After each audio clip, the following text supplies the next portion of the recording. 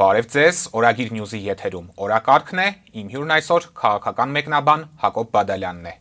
Բարև ձեզ, պարոն Բադալյան, շնորհակալ եմ, որ այստեղ եք։ Շնորհակալություն հրավերի համար։ Պարոն Բադալյան, մեր նախորդ զրույցի ժամանակ դուք տեսակետ եք հայտնել, որ Ռուսաստանը նպաստում է Նիկոլ Փաշինյանի իշխանության պահպանմանը, հատուկ շեշտելով, որ այս ընթացքում Նիկոլ Փաշինյանը Մոսկվայի համար առնվազն ռազմավարական ռիսկեր չի ստեղծել, սակայն Պուտինի հետ վերջին հանդիպումից հետո մենք տեսնում ենք, որ ռուսական կողմի հռետորաբանությունը ակնհայտ փոխվել է, Օվերչուկը բավականին խիստ նախազգուշացումներ արեց եւ այսպես շարունակ։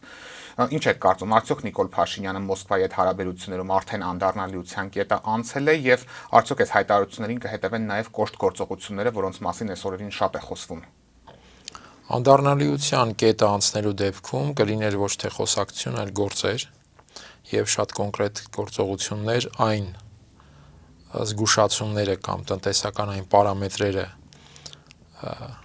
արձանագրելու ուղղությամբ, որ նշեց Պուտինը իր խոսքում, որոնց հետևանքները տնտեսական զգալի կլինեն Հայաստանի համար։ Հետևաբար այստեղ ավելի շուտ ոչ թե անդառնալիության կետը անցնելու խնդիր է, այլ պարզապես նախընտրական process-ով պայմանավորված խաղադրույքները բարձրացնելու։ Եվ քանի որ խաղադրույքները բարձրացնում են, մենք տեսնում ենք գործնականում բոլոր արտաքին դերակատարները, այստեղ Ռուսաստանը պարզապես փորձում է տեր կանգնել իր շահերին։ Այսինքն շարունակում է Նիկոլ Փաշինյանի իշխանությանը աջակցել, կարող ենք այս եզրակացությունը։ Այստեղ իշխանությանը աջակցելու հարցը չէ, այստեղ խնդիրն այն է, որ բարձրաձայնվում է իրենց շահերին տեր կանգնելու հարցը, այսինքն երբ նշվում է կամ ես երբ գնահատում եմ, որ Ռուսաստանը աջակցել է Նիկոլ Փաշինյանի իշխանությանը, այստեղ խոսք է այն մասին չէ, որ հատուկ աջակցություն է ցուցաբերվում, այլ այնքանով, որքանով Նիկոլ Փաշինյանն ինքը չի խոչընդոտում Ռուսաստանի շահերին։ Ու առնվազն վերընտրությունը չի խանգարում գոնե ռուսական կողմը։ Եթե լինեն խոչընդոտներ, եթե ռուսական կողմը տեսնի ռազմավարական ռիսկեր իր համար, բնականաբար իր ձեռքի տակ եղած գործիքները կփորձի օգտագործել։ Հիմա ես տեսնում եմ, որ պարզապես խաղադրույքները բարձրանում են եւ Ռուսաստանը այդ համատեքստում փորձում է առավել կոշտացնել իր զգուշացումները եւ արձանագրել իր կարմիր գծերը։ Միևնույն ժամանակ այդ նույն հանդիպմանը հաղում անելով կարող ենք ասել, որ Պուտինը նաեւ արձանագրեց, որ եթե Նիկոլ Փաշինյանը պահպանում է իր իշխանությունը, ապա իրենք պատրաստ են աշխատել նաեւ այդ իշխանության հետ, պարզապես եթե այդ իշխանությունը պահպանվում է Ռուսաստանի համար կանխատեսելի տրամաբանությամբ եւ գործընթացով։ Իսկ այդ կանխատեսելի տրամաբանությունը որն է այս դեպքում։ Ռուսաստանի շահերի ապահովում, այսինքն չստեղծել ռազմավարական ռիսկեր Ռուսաստանի համար։ Եվ եթե արդեն բուն հանդիպմանը մենք անդրադառնանք, ապա հրապարակային մասի կոշտ շեշտադրումները ինչու այս անգամ այնպես մատուցվեց դա հայ հանրությանը, քանի որ սովորաբար մենք գիտենք նման բաները տեսախցիկներից այն կողմ են լինում որպես կանոն։ Ես կարծում եմ այստեղ արձանագրումը հետեւյալն էր, որ դա փոխանցվի ոչ միայն Նիկոլ Փաշինյանին, այլ նաև իրազեկ լինի Հայաստանի հանրությունը, թե ինչ տրամաբանությամբ է գործում Ռուսաստանը, որպեսզի Նիկոլ Փաշինյանը այդ դեպքում պատասխանատու լինի նաև հրապարակավ այն բարձրաձայնումների համար, որ արվել են հանդիպման շրջանակում։ Կարծում եմ սա առանցքային մոտիվներից մեկն է, բայց այստեղ կա նաև մեկ այլ հանգամանք, որին արժե թերևս ուշադրություն դարձնել, այն, որ օրինակ Արցախի հարցում Ռուսաստանը տարիներ շարունակ Հայաստանին իր մոտեցումները փոխանցել է ոչ հրապարակավ կամ զգալիորեն ոչ հրապարակավ։ Եվ մենք տեսնում ենք, որ հետագա գործընթացներում այդ հանգամանքը Հայաստանի իշխանությունը փոխանցում է կամ փոխադարձում է պատասխանատվությունը Ռուսաստանի վրա դնելով, որ մեզ դավաճանեցին եւ այլն եւ այլն։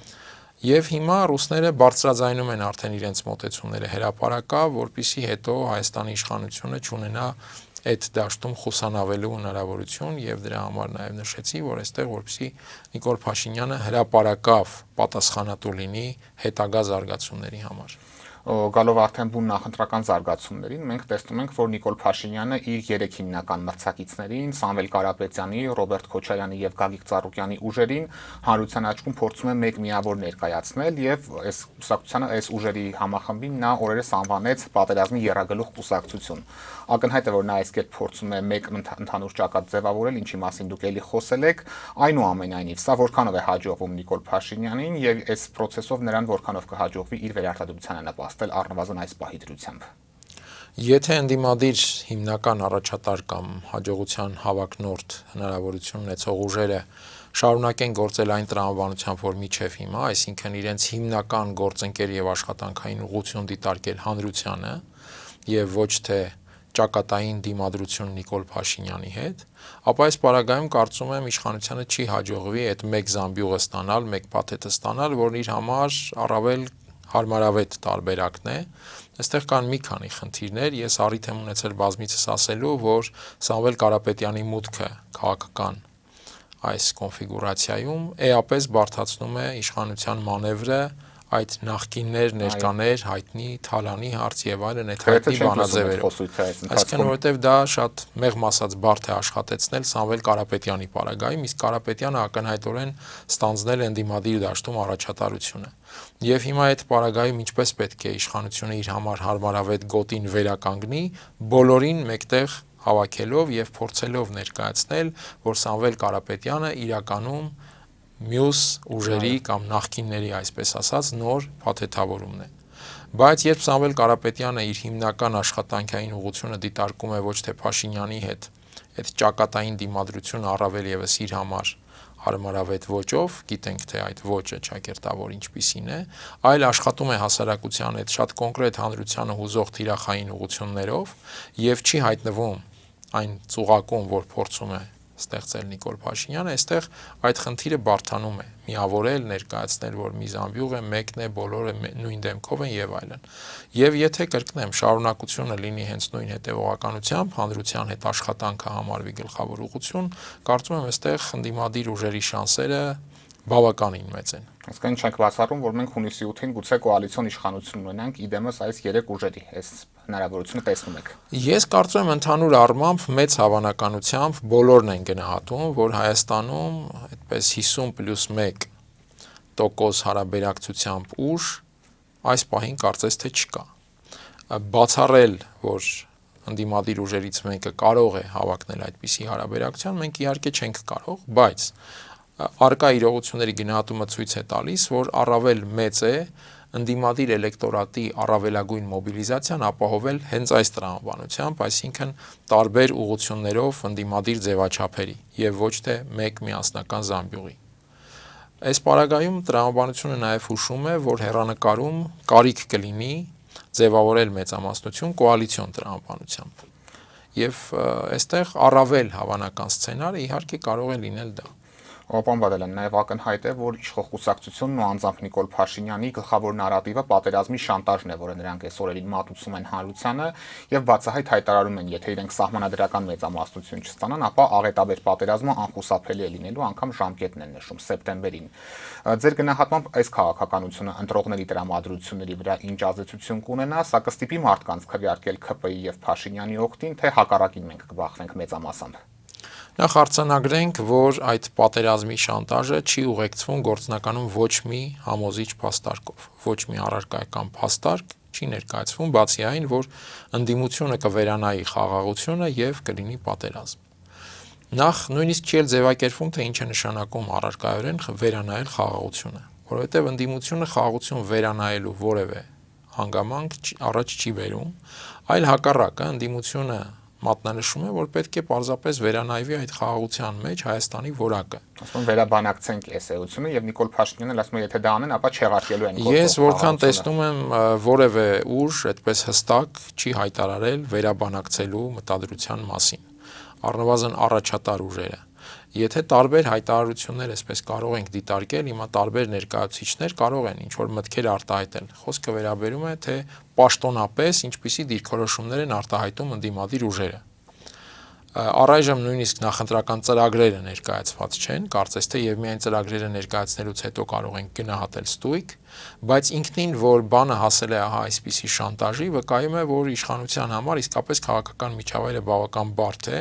եւ այլ գործիքներ չեն դիտարկում էֆեկտիվ, մնում է միայն խաղալ հանրային զգացումների, զգացմունքների, չգիտեմ, անգամ բնազդների վրա։ Կրկնեմ, փաստարկներ գործնականում չկան եւ հակառակը ընդդիմությունը, ինչպես նշեցի, ամենևին կասկածի տակ չի դնում արկա իրողություններ, կասկածի տակ է դնում դրանց հանդեպ Հայաստանի մոտեցումը եւ Հայաստանի որակները, ինչը միանգամայն տրամաբանական է, որովհետեւ Հայաստանի ներկայիս որակները ոչ թե դիմադրունակ խաղաղության որակներ են, այլ պարզապես մի իրավիճակի մի միջավայրի, որտեղ Հայաստանի շուրջ օղակը անընդհատ սեղմվելու է, որովհետեւ գործընթացը ռեգիոնի շուրջ երբեք կանգ չի առնում եւ այդ գործընթացը ենթադրելու է անընդհատ խորացող շարունակվող պայքար շահերի եւ ազդեցության համար։ Այստեղ առաջանում է հարց, այդ պայքարը ում հաշվին է ծավալվելու։ Պատասխանը կարծում եմ շատ պարզ է՝ թույլ օղակի։ Եվ քանի որ այսօր ակնհայտորեն թույլ օղակի վիճակում Հայաստանն է, բնականորեն առաջանում է հարց. խաղաղությունը Հայաստանի համար հուսալի դարձնելու ճանապարհը Հայաստանը ուժեղ օղակի բերելն է, ուժեղ վիճակի բերելն է։ Ընդդիմադիր ուժերը կարծես թե դնում են այս հարցը։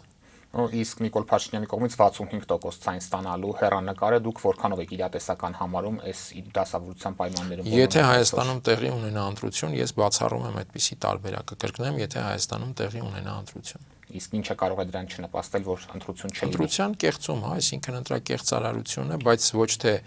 մեր այդպես պատկերացումների դասական լցոնումների իմաստով, այլ ընտրական միջավայրի խաթարման իմաստով։ Սամվել Կարապետյանի ուժի չգրանցումը կարող է այդ գործը։ Դա տարբերակներից մեկն է ընտրության կեղծման արձանագրման, որովհետև եթե հանրությանը չի տրվում որևէ ուժի օգտին քվեարկելու հնարավորություն, սա նշանակում է ընտրությունը կեղծված է, եւ սա նշանակում է, որ Հայաստանում առանց այդ էլ իմ գնահատմամբ ոչ լեգիտիմ իշխանությունը հայտնվելու է առավել ծանր վիճակում, եթե նույնիսկ այդ գնով է փորձում վերարտադրվել։ Եվ մենք գիտենք, որ գործող իշխանությունը վայրում է արտաքին դերակատարների անվերապահ աջակցությունը, մենք այս ընթացքում տարբեր հայտարարություններ ենք լսել, Վենսի հայտարարությունը, Հական Ֆիդանի, Կայա Կալասի եւ այսպես շարունակ։ Նման իրավիճակի պայմաններում, եթե ընդդիմությանը հաջողվի իշխանություն ձևավորել, ապա այս արտաքին աջակցողները հաշվի կնստեն այն իրողությունների հետ, որը կլինի Հայաստանում, թե կփորձեն ինչ-որ կերպ չճանաչել եւ ապա լեգիտիմացնել ընդդիմադիր իշխանությանը արդեն։ Եթե Նիկոլ Փաշինյանին հաջողվում է պահպանել իշխանությունը բոլոր պարագաներում, ապա դրա հետ իհարկե հաշվի կնստեն։ Հարցը հետևյալն է. Հայաստանի Հանրությունը եւ ընդդիմադիր ուժերը թույլ տալիս են նրան պահպանել իշխանությունը, թե ոչ։ Կրկնեմ, խոսքը այն մասին է, երբ իշխանությունը պահպանվում է ոչ ընտրական տարբերակով։ Եթե կայանում է ընտրություն, իսկապես համեմատաբար մրցակցային ընտրություն, եւ այդ ընտրությանը Նիկոլ Փաշինյանը հաղթում է, ապա այստեղ կարծում եմ բոլորն էլ կհամակերպվեն այդ իրավիճակի հետ եւ բնականաբար կշարունակեն փնտրել իրավիճակը փոխելու տարբերակներ, նկատի ունեմ ներքին դերակատարները։ Բայց եթե Նիկոլ Փաշինյանը իշխանությունը պահում է ընտրական process-ը խաթարելու գնով, ապա այստեղ հաշվի կնստեն արտաքին դերակատարները, հաշվի կնստեն այն իրողության հետ, որ կձևավորվի Հայաստանում։ Եվ ժողովուրդը կընդունի դա ամենակարևորը։ Եթե ժողովուրդը կընդունի, իրենք հաշվի կնստեն այդ իրողության հետ։ Եթե չի ընդունի հանրությունը եւ ընդդիմադիր ուժերը եւ կկարողանան ստեղծել նոր իրավիճակ, ապա կասկած չկա, որ հաշվի կնստեն այդ նոր իրավիճակի հետ։ Արտաքին դերակատարները ընդհանրապես բավականին ուժեղ են այդ իմաստով, անկախ ամեն ինչից։ Եվ նրանք այդ բավարար ուժը ունեն աշխատել ցանկացած իրավիճակի հետ։ Որևէ իրավիճակից չեմ կարծում, թե իրենք վախենում են կամ մտավախություն ունեն, որ կարող է ստեղծվել իրավիճակ, որի հետ իրենք չկարողանան աշխատել եւ այլն։ Եվ այստեղ էլ իշխանության պարտավոր է լինելու աշխատել իրենց հետ։ Իհարկե Հայաստանի ցանկացած adekvat իշխանություն հաշվի առնելու նաեւ արտաքին իրողությունները։ Եվ այս տեսանկյունից օրինակ երբ որ պատերազմի այդ շանտաժին ենք անդրադառնում, այստեղ շատ պարզ մի հարց է առաջանում։ Այսինքն մենք համարում ենք, որ ընդդիմադիր ուժերը թող ներվի օգտագործել այս արտահայտությունը հիմար են, տգետ են, այսինքն իրենք գալու են եւ իրենց իշխանությունը գցելու են պատերազմի մեջ, սա առնվազն այն պարամետրն է, որ ի ցույց է դնում այդ շանտաժի փուչիկ լինելը։ Իսկ եթե շանտաժը փուչիկ չէ, այլ իսկապես կան պատերազմի ռիսկեր, ապա դա նշանակում է, որ անկախ Նիկոլ Փաշինյանի լինել չլինելուց այդ ռիսկերը կան եւ դրանք առավել եւս անհրաժեշտ են դարձնում Հայաստանում որակի փոփոխություն, որը թույլ կտա որակի եւ իրավիճակի փոփոխություն, որը թույլ կտա Հայաստանին կամ առավել կենսունակ լինել այդ ռիսկերը չեզոքացնելու հարցում, կամ այդ ռիսկերի պարագայում առավել դիմադրունակ լինել, ինչը դարձյալ թույլ կտա անգամ եթե ինչ որ զարգացումներ լինեն, ապա շատ արագ հաղթահարել այդ զարգացումները։ Այսինքն բոլոր պարագաներում մենք տեսնում ենք, որ Հայաստանում իշխանության փոփոխությունը անհրաժեշտություն է ոչ թե այս կամ այն ուժի լավը կամ վատը լինելու տեսանկյունից,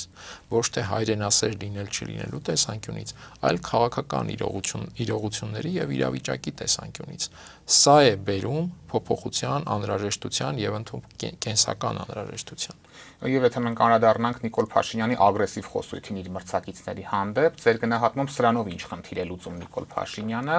հասկանում ենք նրա էլեկտորատի ինչ որ հատված նման ագրեսիա պահանջում է իրենից, այդ ուղղությունն է նա սպասարկում եւ ընդհանուր պատկերի վրա սա ինչ ազդեցություն կարող է ունենալ ըստ ձեզ։ Ես կասեի ոչ թե ինչ որ հատված, այլ զգալի հատվածը։ Էլեկտորատի մեծ մասը սնվում է այս բառի ոչ հեգնական կամ ոչ ինչ որ վիրավորական իմաստով, բայց էլեկտորատի մեծ մասը սնվում է այդ ոճից։ Երբ այդ ոճը չկա, երբ Փաշինյանը այդ ոճի մեջ չէ, կարող են կասկածել արդեն այդ հայտնի ձևակերպման բացայր տնինաստայաշի կամ իսկ Փաշինյանը ուրեմն իրական չէ, եթե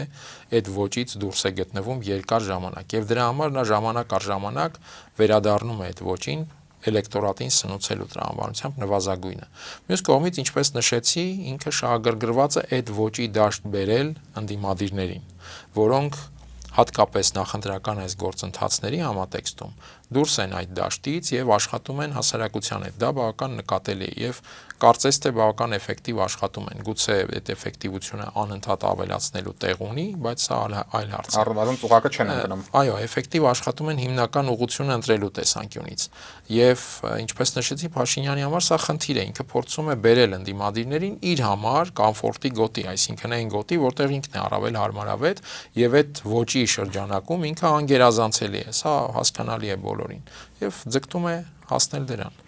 Պարոն Բադալյան, դուք ձեր վերջին հարցազրույցներից մեկում տեսակետ հայտնեցիք, որ Նիկոլ Փաշինյանը ներկայումս փորձում է իր անվտանգության խնդիրը լուծել, քանի որ նման բեռով իշխանությունից հեռանալը չափազանց բարդ է լինելու իր համար։ Իհարկե բեռի մասով ձեր գնահատականին դժվար է չհամաձայնել, բայց կխնդրեմ նշել Նիկոլ Փաշինյանի հատկապես որ գործողություններում եք դուք տեսել, որ նա իր անվտանգությունը լուծելու խնդիր է փորձում այս պահին ստանալ, եւ քանի որ հանրային ու քաղաքական խոսույթում առավելապես հակառակ տեսակետն է այս օրերին գերիշխում, որ նա ամեն գնով ձգտելու է մնալ իշխանությանը։ Իսկ երբ ես գնահատում եմ, որ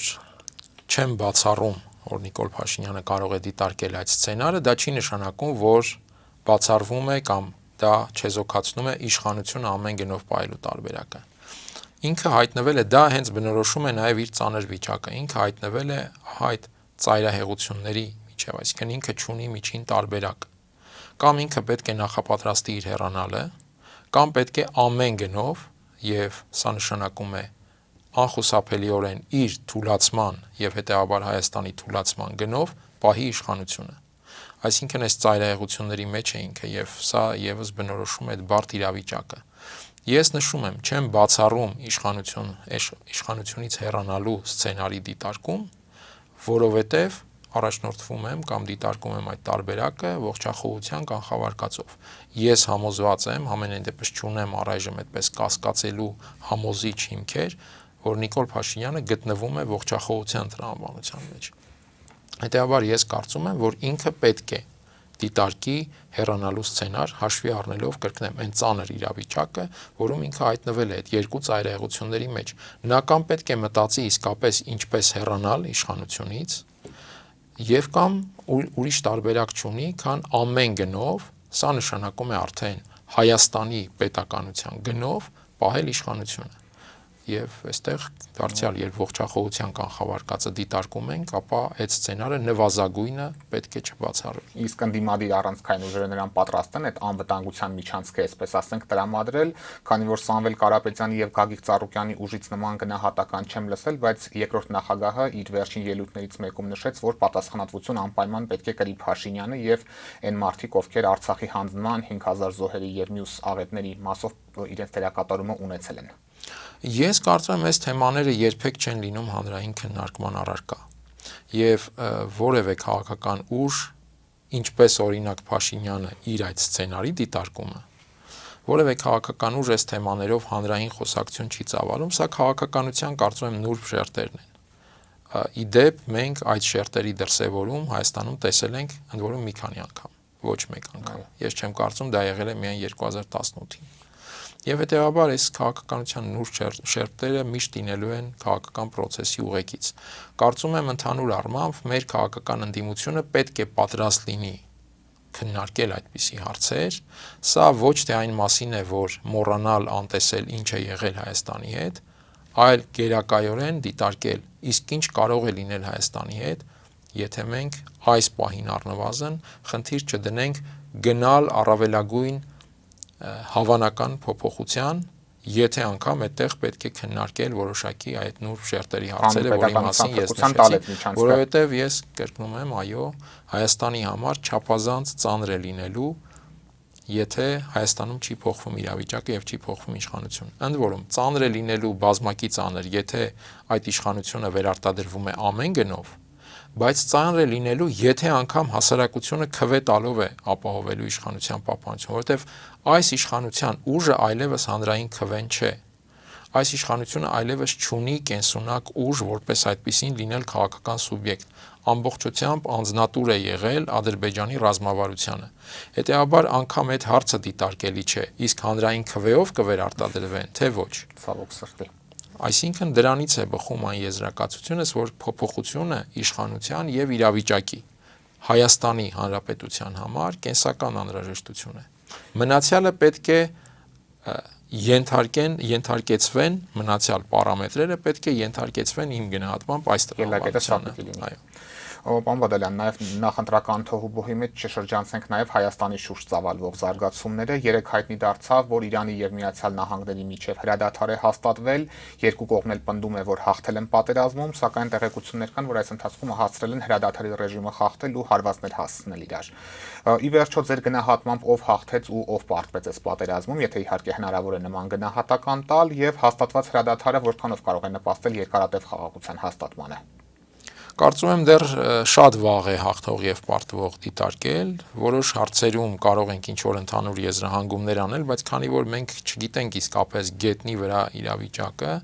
այստեղ այդ բնորոշումները կարող են զգալիորեն շեղող լինել։ Հրադադարը մենք տեսնում ենք կարծես թե շատ ծանր է տեղի չարժվում, որովհետև ամենայն դեպս նախորդային խախտումներ եւ այլն եղան, այսօր էլ դեռ པարզ չէ ինչպիսի զարգացումներ կլինեն, բայց սովորաբար այդպիսի պարագաներում հրադադար այդպես կտրուկ չէ, որ հաստատվում է, եթե հաշվի առնենք, թե ինչ բազմազան են այդտեղ ներգրաված շահերը եւ ոմանք այո հրադադարի շահառու են, իսկ ոմանք հակառակը պատերազմական իրավիճակի շարունակության։ Հետևաբար այդ հրադադարի ավելի հաստատուն դարձնելու եւ միևնույն ժամանակ այն տորպեդահարելու process-ները լինելու են զուգահեռ։ Ինչ կստանանք երկու շաբաթ անց, սա կրկնեմ ժամանակի ընթացքում պետք է տեսնենք, քանի որ այդ երկու process-ները երկուսն էլ բավական ուժեղ են առաջ շարժվելու տեսանկյունից։ Մի քանի հատկանշական հանգամանք կա, որ այս ընթացքում փաստորեն մենք տեսնում ենք Իրանը հայտարարեց, որ եթե Լիբանանը չի ներառվում հրադադարի մեջ, ապա իրենք դուրս կգան բանակցությունից։ Իմ գնահատմամբ սա մի դիրքորոշում է, որը վկայում է, որ այս հրադադարը ավելի շատ եղել է ոչ թե Իրանի խնդրանքը, ինչպես փորձում է ներկայացնել ԱՄՆ նախագահը, այլ հակառակը։ Հենց ամերիկյան կողմն էր առավել շահագրգռված հնարավորինս շուտ հասնել դաթարի եւ պատերազմից դուրս գալու ուղիներ փոխել։ Կորուստները բավականին մեծ էին։ Ես կարծում եմ խնդիրը ոչ այնքան հենց պարզապես կորուստների մասին է, թեպետ բավական զգալի կորուստներ իհարկե կրել են մերձավոր արևելքում ենթակառուցվածքների իմաստով ռազմական, բայց անշուշտ Իրանը շատ ավելի մեծ է կորուստներ կրել ֆիզիկական իմաստով, այդտեղ ուժերը անհամադրելի են, բայց Իրանը գնաց ասիմետրիկ պատերազմը շահելու ճանապարհով եւ այդ հարցում իրենք ակնհայտորեն հաջողել են շեշտը դնելով օրինակ այդ միջազգային կրիզիս առաջացնելու եւ դրա վրա գործելու տրամաբանության մեջ, նաեւ խաղալով Տրամպի մեկ այլ լուրջ խնդրի վրա, դա ներամերիկյան իրավիճակն է։ Եվ այնտեղ Տրամպը իսկապես ունի բարդություններ կապված առավել եւս կոնգրեսի միջանկյալ ընտրության հետ։ Եվ մի հետաքրքիր հանգամանք հրադադարից շատ օրեր առաջ մենք տեսանք, որ Միացյալ Նահանգների մի քանի օր առաջ էր Միացյալ Նահանգների ռազմական վերնախավում տեղի են ունենում փոփոխություններ, մի քանի գեներալների պաշտոնանկություն եւ այլն։ Եթե դրանից առաջ դիտարկենք նաեւ, որ հակաաբեկչական կենտրոնի տնօրեն Քենթը փաստորեն հրաժարական տվեց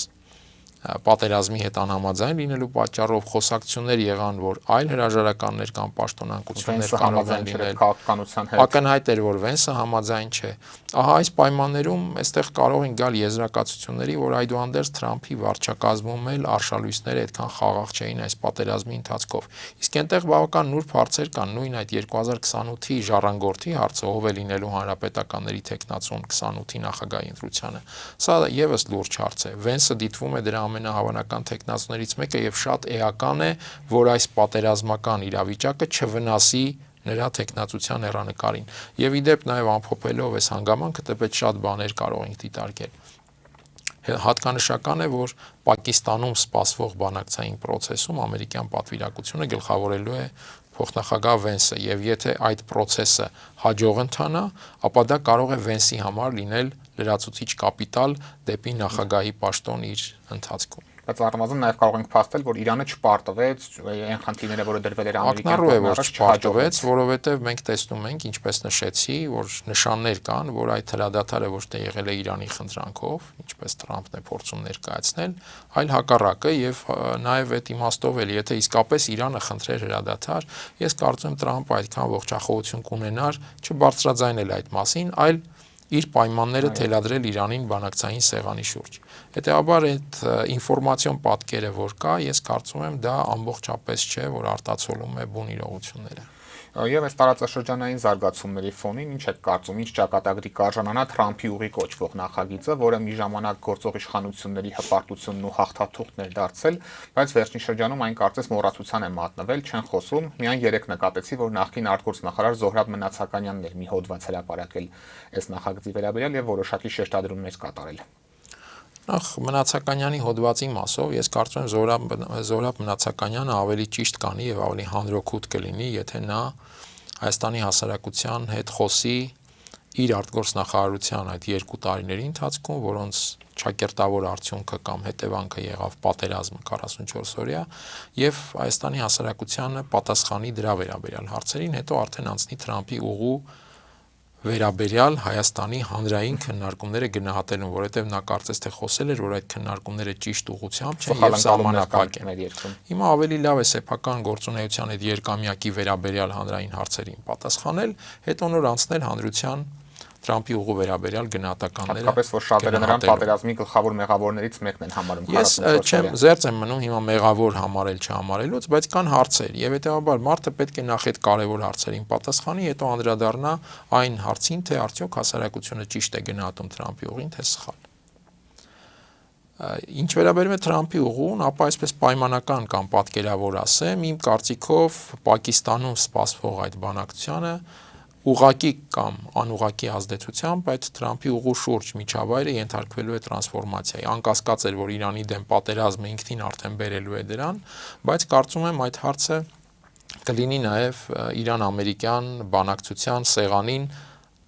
առաջնահերթ կամ ինչ որ հետին կարգերում այս դասավորությունը, առաջնահերթությունը այլ հարց է, բայց անկասկած կլինի ուղղակի թե անուղղակի եւ իր ազդեցությունը կունենա։ Իդեպ այս իմաստով դարձյալ գամ Վենսին շատ հատկանշական է ինչի մասին էր խոսում Վենսը եւ երբ ռեգիոնալ այց կատարեց փետրվարի սկզբին Երևան եւ Բաքու եւ ինչու հենց Վենսը կատարեց այդ ռեգիոնալ այցը եւ հիմա տեսնում ենք, որ Իրանի հետ այս բանակցային process-ում գլխավոր գործող անձը կամ պատվիրակության ղեկավարը ամերիկյան լինելու է փոխնախագահ Վենսը եւ այստեղ այդ Թրամփի ուղու հանգամանքը դարձյալ կարծում եմ էականորեն կարտահայտվի ուղղակի կամ անուղղակի ներգրավվածությամբ բանակցային սեղանին։ Նաեւ Թրամփի ուղու վերաբերյալ մի բանի էլ ուշադրության արժանացնենք Ռուսաստանի Դաշնության փոխվարչապետի Օվերչուկի հայտնի հարցազրույցի աննախադեպ գնահատականը։ Մինչև հիմա Ռուսաստանը այդպիսի գնահատական Թրամփի ուղու վերաբերյալ չէր տվել։ Իսկ Օվերչուկի շուրթերով բարձրաձայնվեց, որ Թրամփի ուղին այդ համաձայնությունը խախտել է գրեթե 2 դար ռեգիոնալ բալանսը, որ հաստատվել է Թուրքմենչայի պայմանագրով, ռուս-պարսկական պայմանագրով։ Սա աննախադեպ գնահատական է, որ բալանսը խախտվել է եւ այդ ծրագիրը կարող է ռեգիոնալ անվտանգություն ապահովել միայն այս բալանսը հաշվի առնելով։ Այսինքն այստեղ կարող ենք պատկերացնել, թե ներկայիս process-ում ինչպիսի զարգացումներ են ծավալվելու Թրամփի ուղու շուրջ եւ այդ միջավայրի առումով։ Եվ նույն պատերազմի օրերին Հայաստանում մի տեսակետ էր հնչում, որ եթե Թրամփի ուղի կոչվող նախագիծը գործարկված լիներ, ապա իրանական հարվածների բաժին նաև Հայաստանի տարածքը կդառնար։ Սա որքանով եք դուք իրատեսական համարում, կարող էր մի իրավիճակ լինել, որ Իրանը Հայաստանի տարածքին կհարվածեր նույն Միացյալ Նահանգների շահերին վնաս հասցնելու նպատակով։ Եթե Հայաստանի տարածքից Իրանի դեմ գործողություններ լինեին, ապա անկասկած։ Իսկ այդ նախագիծը դրանից մեկը կարող է լինել այդ գործողություններից, Դե սա կախված է տարբեր հանգամանքներից, այսինքն նախագիծը կարող էր լինել, թեպետ զուտ ֆիզիկապես այդ նախագիծը կյանքի կոչված լինել չէր կարող։ Բայց եթե լիներ նախագիծը, ապա չեմ կարծում, որ ինքնին դրա լինելը կնշանակեր, որ Իրանը անպայման հարվածելու է։ Եվ կախված է նրանից, թե այդտեղ լինելու պարագայում ամերիկացիները կօգտագործեին այդ լինելը Իրանի դեմ։ Եթե օգտագործեին եւ այստեղ կասկած չկա, որ Իրանը տեղյակ կլիներ, կտեղեկանար այդ մասին, այսինքն այնպես չէ որ կօգտագործեին, բայց Իրանը գլխի չեր ընկնի, ապա կասկած չկա, որ Իրանը իհարկե պատասխան հարված կհասցներ եւ բացահայտ հայտարարում էին այդ մասին, կհարվածեն բոլոր այն երկրներին, որոնք ուղակի կամ անուղակի կաջակցեն ամերիկացիների եւ Իսրայելի հարվածներին։ Եվ այստեղ շատ բարձ տրամաբանություն է։ ապահովագրված չէինք այդ առումով։ Կրկնեմ, եթե օգտագործվեր Հայաստանի տարածքը, որովհետև Հայաստանի տարածքը կարող էր օգտագործվել թրիփի չլինելով էլ անգամ, ինչպես օրինակ Ադրբեջանի տարածքը։ Ադրբեջանում թրիփ չկա, բայց կան իսրայելական հենակետեր։ Եվ մենք տեսանք ինչ զարգացումներ եղան որոշակի իմաստով։ Այնպես որ այդտեղ թրիփ լինել չլինելը չի էական, այլ քո տարածքը ծառայում է Իրանի դեմ գործողությունների, թե ոչ, որովհետև թրիփը կարող է չլինել, բայց ի վերջո կա հայ-ամերիկյան գործակցություն եւ այդ գործակցությունը կարող է ենթադրել ինչ որ զարգացումներ, որոնք Իրանի մոտ կառաջացնեն մտահոգություն եւ եթե իրապես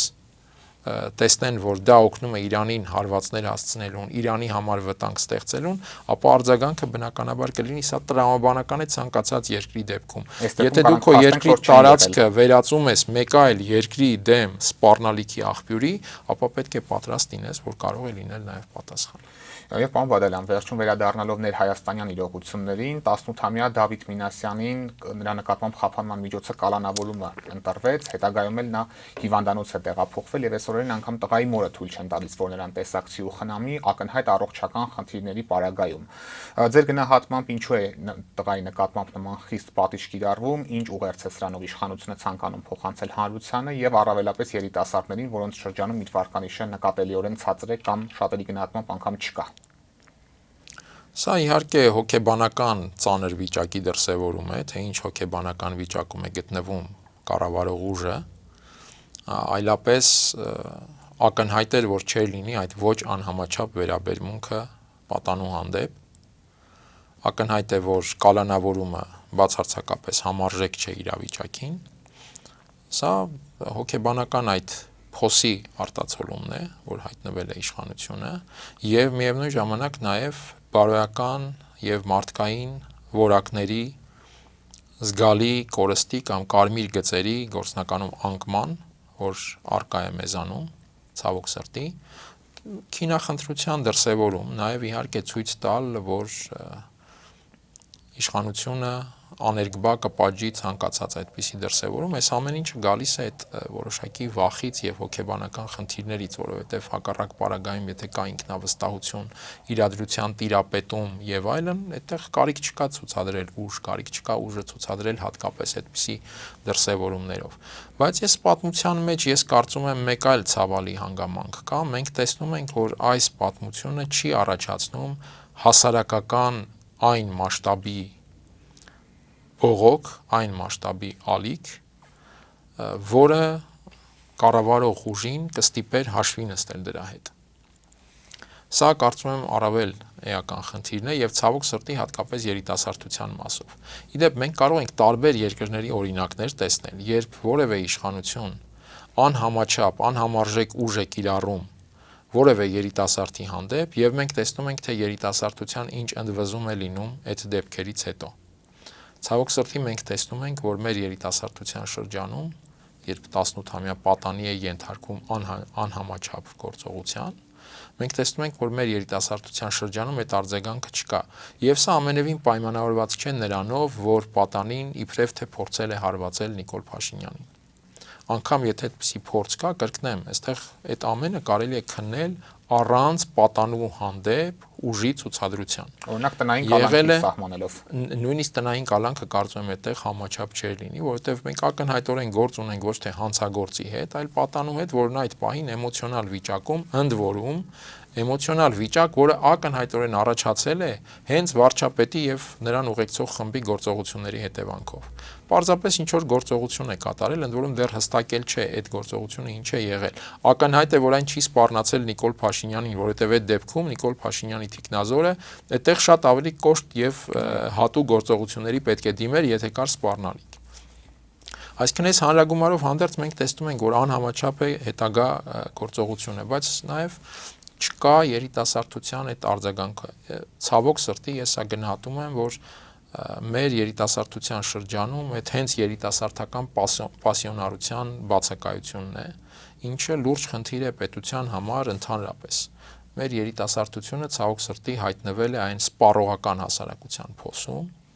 որում ընդհանուր առմամբ մեր հասարակությունն է արդեն շատ երկար տարիներ եւ հիմա պարզապես ավելի խորացվում է այդ փոսը, ընդ որում պետական քաղաքականության։ Եվ ամփոփելով դուք Նիկոլ Փաշինյանի գործողություններում բախումներ հրահրելու միտում տեսնում եք, քանի որ շատերի գնահատմամբ գլխավոր նպատակը հենց սա է եւ օրինակ առանց զգուշացնելու եկեղեցի այցելելու մասով շատերը նշում են, որ նա օրինակ կարող է հայտարարել, թե որ օրը, որ ժամին եւ որ եկեղեցում լինելու եւ այն մարդիկ, ովքեր չեն ցանկանա իրենց հետ շփվել, ներկա գտնվել, պարզապես այնտեղ չեն լինի եւ մենք նմանատիպ միջադեպերից կխուսափենք, ինչը չի արվում, նույնը նաեւ մետրոյի մասով։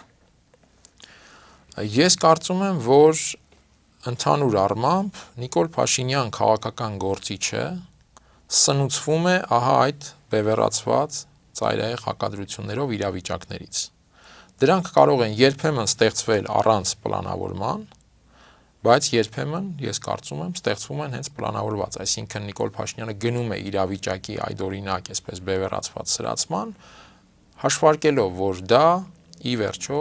իր համար սնուցող հանգամանք է, սնուցող գործոն։ Եթե չկա այդ միջավայրը, Նիկոլ Փաշինյան քաղաքական գործիչը սկսում է սպառվել։ Ինքը ընդդիմադիր կարգավիճակից մինչև հիմա, մինչև այսօր կազմվել է որպես քաղաքական ֆիգուր, կազմվել է հենց այդ տրամաբանությամբ։ Հենց ինքը գնացել է այդ տրամաբանության վրա ձևավորվելու ճանապարհով։ Առանց դրա չի Եվ կարող։ ինքը չի կարող հրաժարվել դրանից անգամ ունենալով պետական բարձր կարգավիճակ եւ մենք դա տեսնում ենք։ Ես ընդհանուր առմամբ այն կարծիքին չեմ, թե Նիկոլ Փաշինյանը չի տիրապետում իրեն, կորցնում է ինքնատիրապետումը եւ այլն, դուրս է գալիս ունից եւ հայտնվում այդպիսի վիճակներում։ Ես կարծում եմ Նիկոլ Փաշինյանը շատ լավ տիրապետում է իր որպես քաղաքական գործիչ կառուցվածքին եւ փորձում այդ էմոցիոնալ բաղադրիչը կառավարել այդ կառուցվածքը սնելու համար։ Շնորհակալ եմ, պարոն Բադալյան։ Ես եմ շնորհակալ։ Օրակարգն այսօր այսպիսին էր, այն ամփոփեցինք քաղաքական մեկնաբան Հակոբ Բադալյանի հետ։ Կհանդիպենք։